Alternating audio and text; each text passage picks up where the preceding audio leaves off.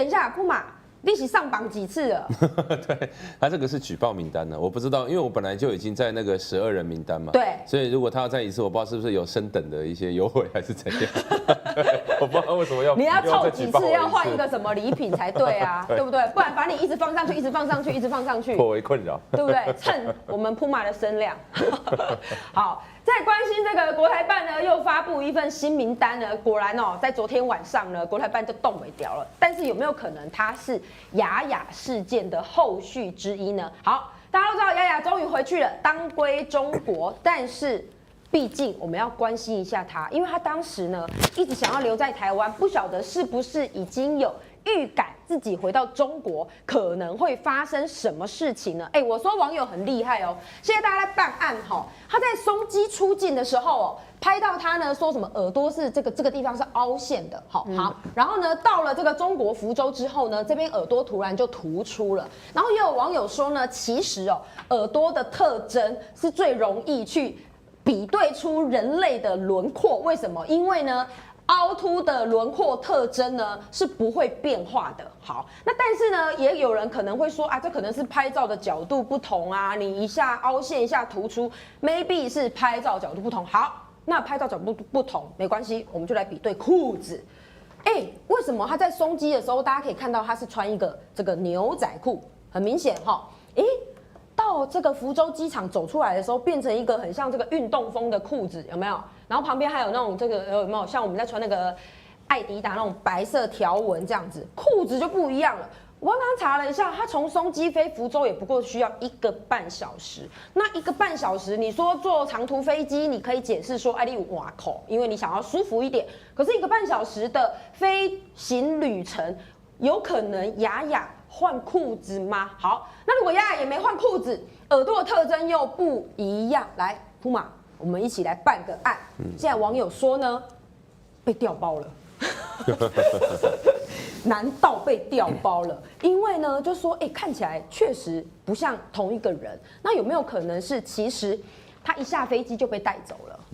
因为毕竟大家现在说他可能是特工嘛，那他来到台湾的统战任务失败，那一下飞机就被带走。但是呢，又不能下飞机带走太明显嘛，总是要排个替身让他这样走出来，才不会引发骚动。你觉得这个几率多高？我觉得应该这样讲，就是说。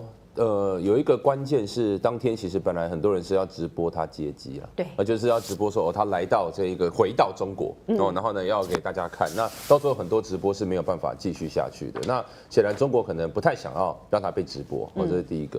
但第二个就是他不想要被直播的原因可能有很多，因为就我所知，像雅雅这样的人，他有可能对中国来讲，搞不好也是大功一件呢。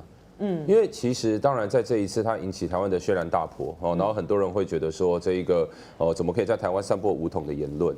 但对中国的角度来讲，他可能会觉得说这样反而成功的第一个裂解台湾的人民。对，因为台湾还是有一部分的人认为说雅雅的这个有言论自由啊什么等等之类的。然后第二个我觉得比较关键的地方是。其实这一次呢，就有很多这种我们以前常讲的左统的学者，反战的学者，他们全部都站出来，对，等于又撑开了一个舞台空间给他们。所以你说像昨天那个中研院士，对75位学者嘛，那这个其实我觉得对中国来讲是一个很重要的操作，因为在这一个之前，就除了这一个游志斌跑来这一个这个叫什么这个立法院。的这个案件之前呢，就已经发生过很多次，中国已经在操作一件事情，就是他要把台湾欺负中国人这件事情放大。对，所以我在前天吧，我在晚上直播的时候，我就讲说，我觉得他们现在应该要操作一波，就是台独在欺负中国人，这样的一个论调。结果你看，昨天国台办真的马上弄了那个信箱，然后才会有举报嘛，对不对？那他为什么要这样做？理由很简单，像在俄乌战争开打之前。俄罗斯做一模一样的事情，对，他就说这个乌克兰内部有很多恶意的人士，讲俄罗斯话的，他们现在都被刁难，然后呢被强迫一定要讲乌克兰语，然后他们被打压，然后甚至呢只要讲错话就被送回俄罗斯，用这样的一个操作呢，去把俄罗斯要进入乌克兰这件事情正当化。所以他很重要的一点是，他藉由这件事情对他来讲，他是一个我们在他的法律战中国的法律战，他一定需要一个 trigger event。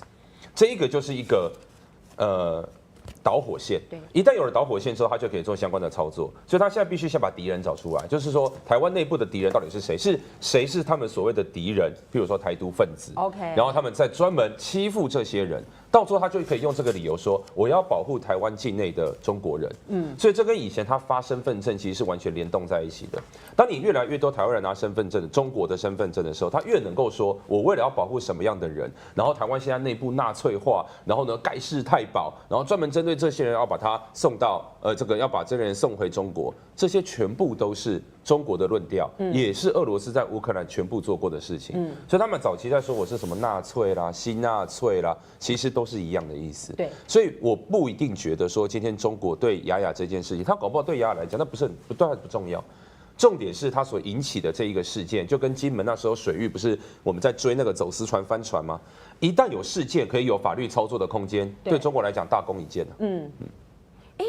那所以也可能是假设真的把他调包，把他接走，是要颁奖给他，不知道，或者说接下来他又有什么样的任务？哇塞，或者说因为功在万丈深渊。对，因为我这个论点就是要告诉大家讲说，他不一定是说雅雅从头到尾是中国在接触，或者从头到尾是他埋线，不一定。OK， 但是对中国来讲，重点是当我发现这一个人他所引起的事件是可以利用的时候，我要介入，我要来利用他。所以一个人不一定是要从头到尾都是间谍，他可以中间变成间谍，后面事后才变成间谍，这是中国很典型的这种操作手法。所以他如果把他带走，那他接下来要请他做什么样的操作，然后他的法律战会是什么？这件事情我认为是刚开始而已，它不是结束，这件事情才刚开始。对，真的才刚开始，因为仔细去比对一下雅雅在这个抖音上面的账号哈，他是前天晚上回去的嘛。前天晚上回去的时候呢，他的粉丝是49.7万，不想要回去，这些人真的很奇怪耶，嘴巴说不要，身体很诚实。她现在跟她老公呢，好像就在改口说没有，我们这个在抖音上面，在直播上面讲那些话，我们都只是为了要赚钱，我们是搞钱，他们的词叫搞钱嘛，我们只是为了要搞钱，跟这个我们想要真的武统台湾没有关系，一副就是说你不要把我赶出去嘛。奇怪了，这些人不是都宣扬祖国很好怎么又跟雅雅一样，嘴巴说不要，身体很诚实，又想留在台湾？我觉得雅雅不是普通的雅，你知道她什么雅？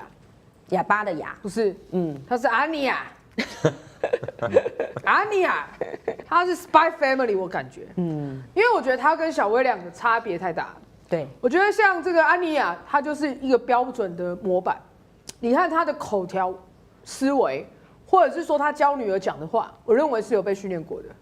而且她的脚本说法，什么四川舰怎么样，武统怎么样，对，我认为她可能是在某种系统里面有特工队的概念。而且你会发现她讲话，她面对媒体，她还能上专访我当初踢爆柯文的时候，我上专访，我都没有专访了，我讲话还会抖他都不会Hello， 大家好，我是安琪，镜新闻 YouTube 最新访谈节目有话进来讲，等你进来讲，每周一到周五中午12点半到1点半，欢迎大家订阅、按赞、分享、开启小铃铛。